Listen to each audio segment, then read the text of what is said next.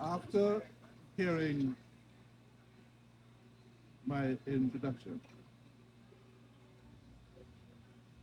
I am severely tempted to simply say thank you and sit down while you still have a good impression of me. Thank you very much.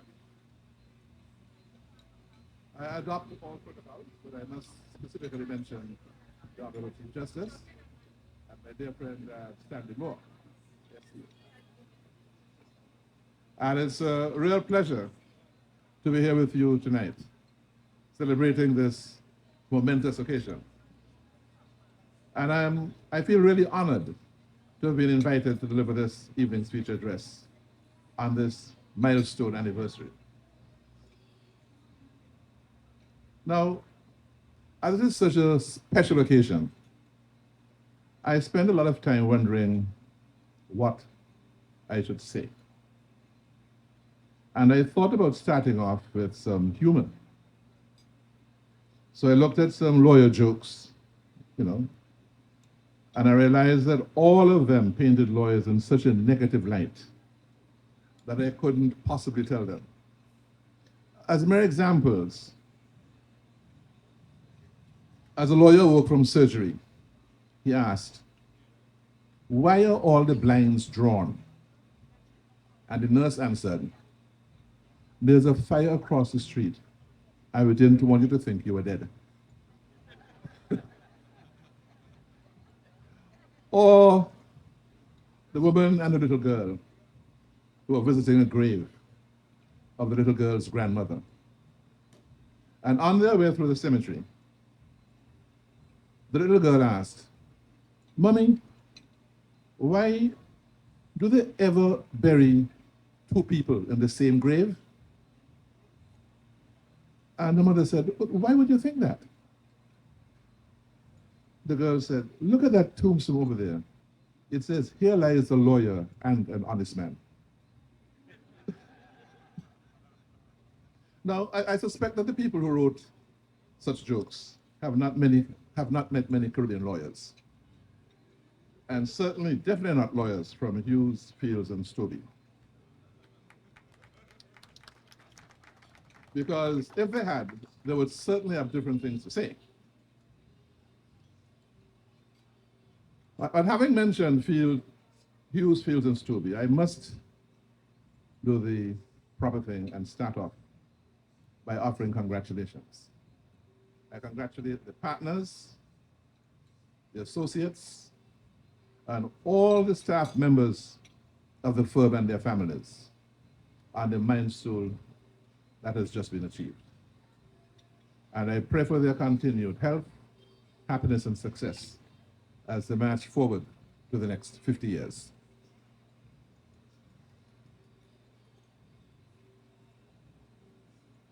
Now, I know that many of you might be wondering, as I did, why am I the presenter here tonight? Usually at events such as this, someone close to the firm or someone of eminence in the society, or perhaps a professional entertainer or comedian might be given the spotlight. Now, so where do I fit in? And I told myself in answer to that question that the late Clarence Hughes, SC, and I were contemporaries of a sort. That is not to say we were the same age, because he was about 10 years my senior. However, we belong to the generation of West Indian academics and scholars which emerged just as the Caribbean began to throw off the shackles of colonialism. At the time, to pursue a career of law in the region, you first had to be admitted to practice in England. So like many others, we had to study in the United Kingdom and compete with both English students and students from throughout the Commonwealth. We also had the fortune of being exposed to the political discussions of the time and, developed an increased understanding of the Universal Declaration of Human Rights and its impact on us as individuals and on the Caribbean societies to which we belong. I can attest that this experience would have had a profound impact on my generation's views of the Caribbean and what it meant to serve our community. And it is no surprise that Clarence's idea to open a law firm that would provide outstanding legal services to clients in Guyana and the Caribbean was birthed during his student days in the United Kingdom. I recall that in a speech which I presented some time ago, I commented on the fact that in the Second World War, Caribbean men and women, though not yet free, stood side by side with their colonial masters to fight against the myth of racial superiority, which was a major element of the Nazi ideology. And one of the lasting effects of the war was the Universal Declaration of Human Rights resolution of the United Nations in 1948, and its concept of the equality of all human beings, which was one of the philosophical pillars of anti-imperialist thinking and the independence of our countries. So I deduced that ultimately, Caribbean people who fought in the Second World War contributed to the Universal Declaration of Human Rights.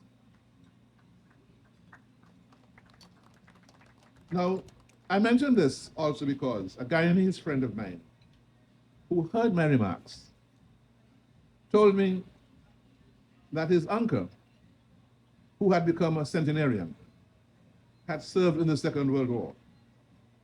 And he was very grateful for the reflection I made, which showed that our Caribbean people were not just blind colonialists, but were fighting for the greater good. Clarence Hughes was part of the generation of great Guyanese legal scholarship. And forgive me if I focused on Clarence Hughes only as one of the founding partners, because I did not have the good fortune to be so well acquainted with the other two founding partners. You know, when I was a young practitioner in St. Kitts, Nevis, I recall that the greatest source of legal learning, legal scholarship, which we employed as young practitioners, were the Guyanese cases that were reported in the West Indian reports, with outstanding Guyanese jurists and other scholars, two of whose names have been mentioned earlier this evening, Jacques Haynes and Aubrey Fraser. These scholars saw all sides of the political discussion: the colonial, the socialist, the independence movements, and their practice and teaching, including giving advice that helped to frame the evolution of our societies. Some of them got caught up in the political web, and many served the community as lawyers. As in my own time, I did not choose a political route, instead preferring to make my contribution in the judicial field. And I hope that I made a meaningful contribution to developing a just society where the rights of individual human beings are respected and vindicated. Now, I remember well seeing Clarence Hughes, the advocate, at work when I was a judge in the Morris Bishop murder trial, to which reference had been made earlier. And I developed an admiration for his legal acumen and courtroom civility and style. I suppose that the admiration was mutual because he had a regional practice and our judicial lawyer paths crossed several times after that. When I asked Nigel, why me? He said that he grew up hearing his father talking about me, and that he too inherited his father's admiration after interacting with me. So that's why I'm here.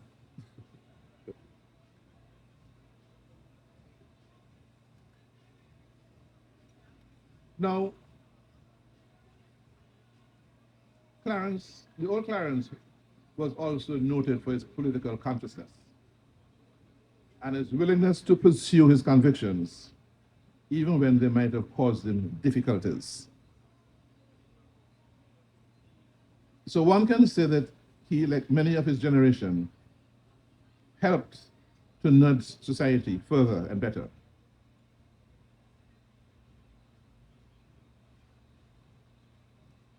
I recall that above all, he was highly regarded for his commitment to the human rights of individuals in society and also to philanthropy. Because when I told another guy and his friend of mine that I was invited to deliver this address, he told me that his grandmother used to invite distinguished people to dinner once per year, and that Clarence Hughes was a regular. He said that Clarence mentored many, including himself, and that over the years, even in his adult life, Clarence always continued to evince an interest and offered him advice from time to time. As I've listened to the proceedings today, it seems that this strong conviction has become part of the DNA of Hughes, Fields, and Stoby, as it seems that mentorship continues to underpin the ethos of the firm.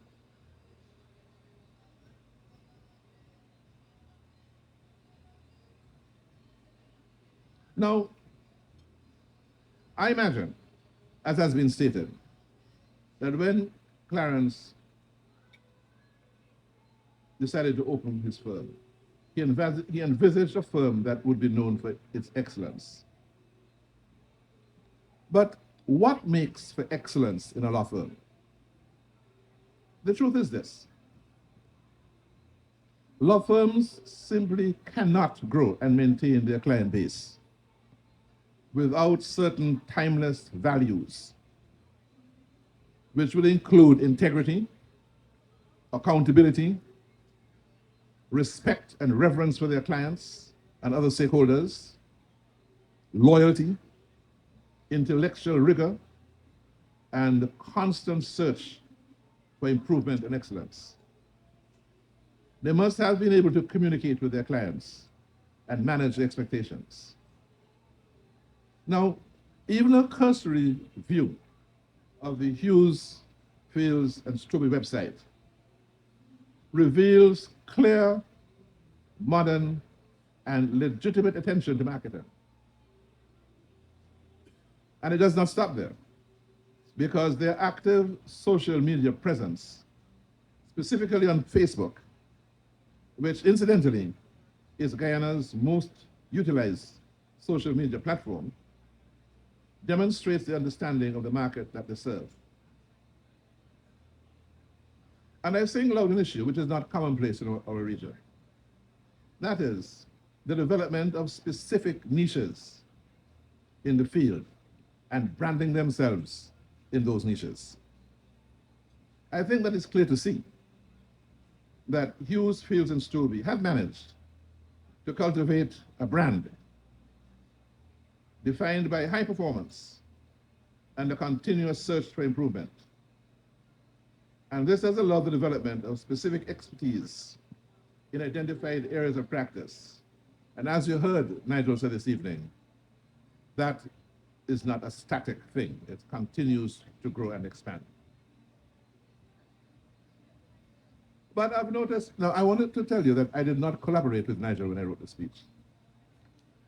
You see, I noticed other aspects of innovation and creativity. And I start with the cultural change, which has been demonstrated in many areas, and specifically I concentrate on one of my passions, the development of ADR, appropriate dispute resolution solutions. Throughout our Caribbean community, this has not been accepted and fulfilled as I think it could have been, because it requires cultural changes.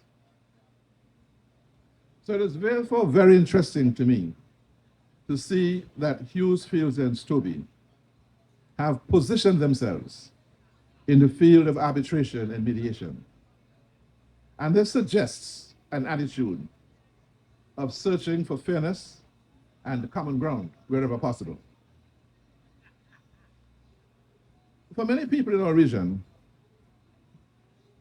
ADR is the way of the future, abandoning the old adversarial nature of the courtroom. But the jury is still out, because that view is not universal. But Hughes, Fields, and Stoby's embrace of arbitration and mediation suggests an ability to sense change and a willingness to embrace it. And the firm is positioned whichever way the future unfolds in this regard. Now, another one of my passions is a belief in technology-driven professionalism. And this seems to be demonstrated also by the firm. It also implies that the firm is performance-driven. And notably, this level of innovation and quest for improvements have been typical for the firm over the years. When commercial firms began to undergo technical transformation, a cursory review of the website and writings about the firm shows that this firm recognized from a very early that there was a future in technology. And it took the bold decision to introduce all modern technology available to the firm. And while this may not seem like a big deal today, at the time it was indicative of visionary leadership and futuristic thinking. Now, we have heard some of the background to the way in which the firm entered into servicing the oil industry. But even before I heard what Andrew said this evening, I thought that that was an inspired and innovative move, because it happened before the first finds, before oil was found here. More importantly, in terms of the application of the phrase, turning problems into opportunities, because as Nigel has said, we have witnessed that in many parts of the Commonwealth where there has been an upturn of economic opportunity, the international law firms have swarmed into the country. But Nigel turned that problem into an opportunity and opened an office in Texas, changing the way in which things are happening in a manner which is beneficial to Guyana, and creating multiple opportunities, including knowledge and experience growth, some of which he described this evening. And I can only express the expectation that being placed in this field will have to ensure that environmental consciousness is also observed. And as I mentioned, environmental consciousness, this brings a segue into discussing social responsibility. Now, very often when people think of social responsibility, they do not automatically think of lawyers. But we have heard about Hughes, Fields, and Stoby this evening. The very best lawyers, I think, are passionate, authentic, and must be concerned about society. From its early days, this firm has always had a reputation for being civic-minded, even in the face of difficulties. And I read about Clarence Hughes suffering arson attempts when he was involved with challenging the government's intention to adopt a new constitution to introduce an executive presidency. Now, the baton has been passed. And here is Niger. And although the period of his life, this period of his life is a period which I understand he has moved on from when he was in active politics. His engagement must have exposed him and his firm to much controversy. But I suppose that his specialty in criminal defense work has exposed him to aspects of society which allow him to serve people beyond the duty of an attorney. And even now, when he adopts the role of a political commentator, it suggests to me a desire to fight for what he believes to be the greater good, just as the founding partners did. Additionally, this social responsibility is also reflected in the philanthropic work of the firm, most notably its scholarship program. Now, I found out about this just by reading, before I heard it said tonight. Because initially, all full scholarships were offered to students to attend the Hughes Law School. But this was later extended to students who were reading law at the University of Guyana. And I have written down here, the latest recipient of these scholarships is Mr. Sean Shearer, who topped the Caribbean at Cape in 2017 and earned the honor of being the best graduating law student from the University of Guyana. And he also made the merit list at the Hughes Law School. Now, the note I have here, which apparently is outdated, is that he's graduating in October, after which he will join Hughes and Stoby.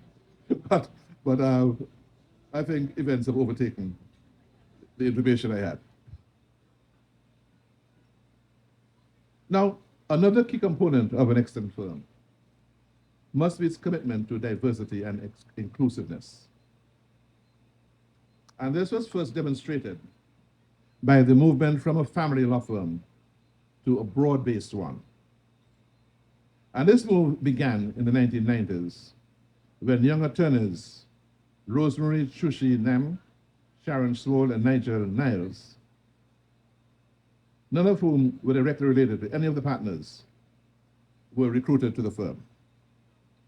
And this approach has been expanded even further as the firm began to recruit top performing students after noticing the difficulties encountered by young lawyers who were not well connected in gaining employment.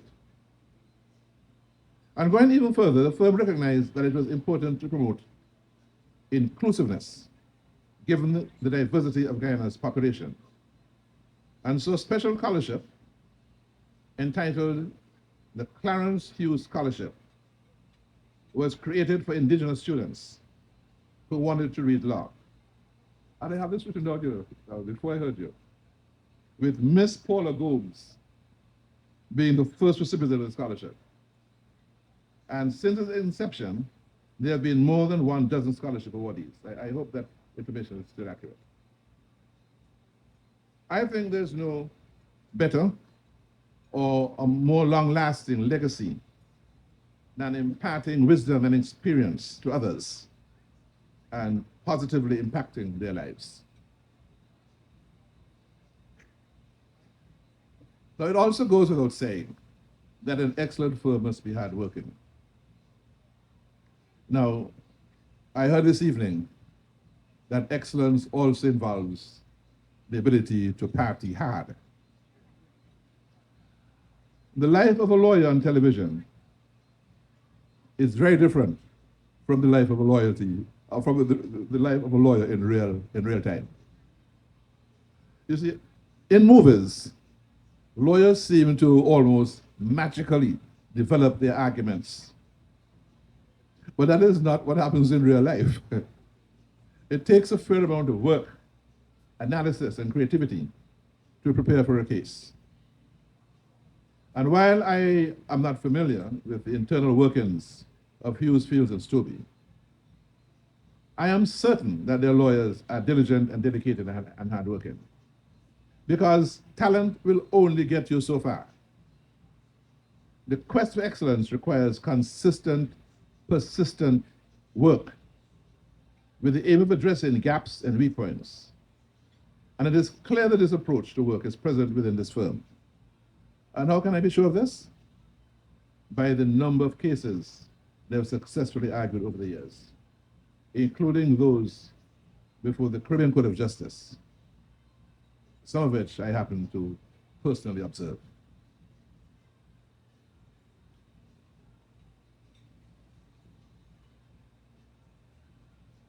Now, undoubtedly, this excellence is one of the reasons why the firm has been admitted as a Guyana member of Lex Mundi in 2018. And Lex Mundi, for those who are unfamiliar with it, is an international network of independent and excellent law firms. New opportunities open.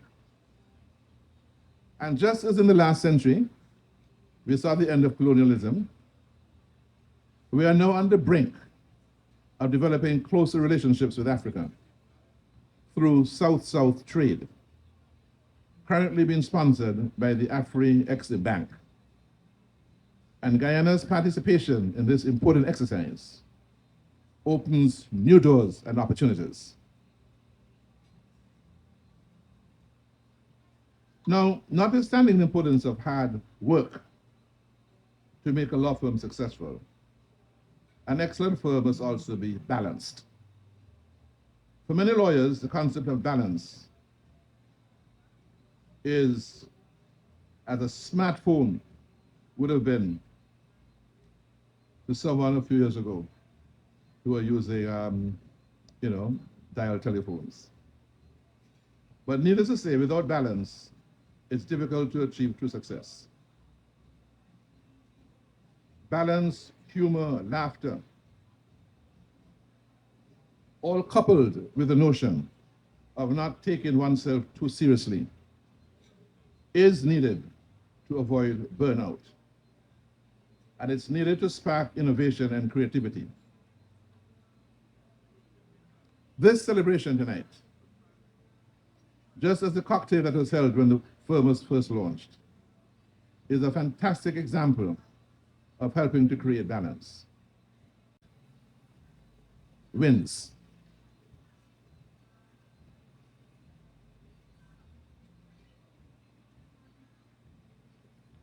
It provides an opportunity to reflect on all that has been accomplished, which can only fuel the determination to achieve more.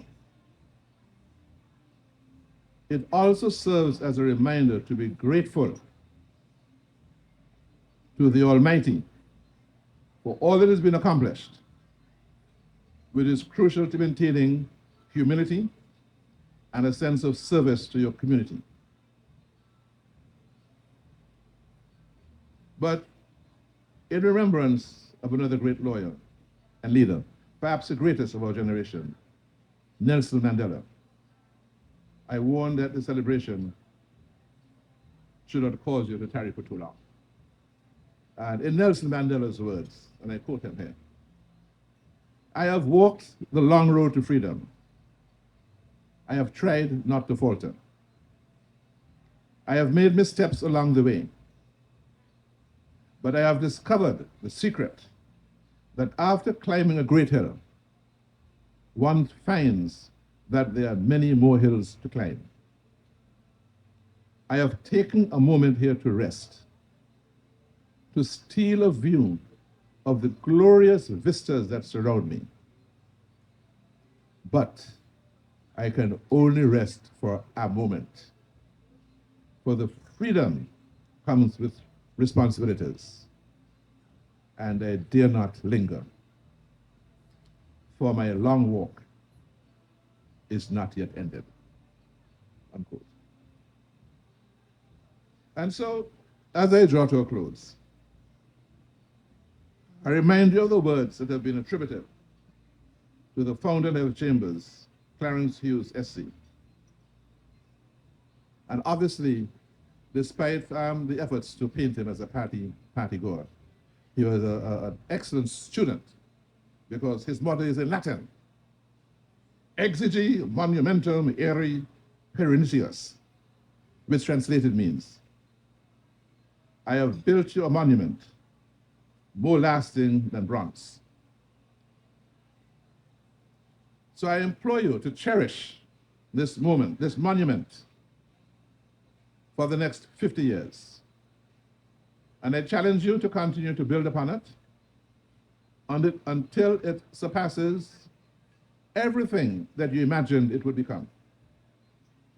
Also, just as previous generations have fought against colonialism to build an independent region, tonight I encourage you to continue this fight. And in the same way, Hughes, Fields, and Stoby once had the foresight to service the energy sector long before the sector boomed. Use the opportunities presented now, especially those with our brothers and sisters from Africa, to reimagine and reshape the Caribbean into the region of our fathers always dreamt of. And that could be an additional legacy. Congratulations to you and to all who have contributed to the development of this firm over the last 50 years. And best of luck for the next 50. Now, I don't have a glass either, but before I sit,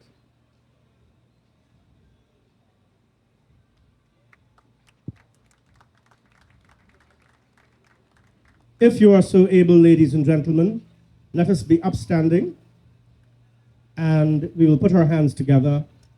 Before you do that, please, I want you to have your glasses in your hand and drink to the health of the partners, associates, and staff of Hughes, Fields, and Stoby. Here, here.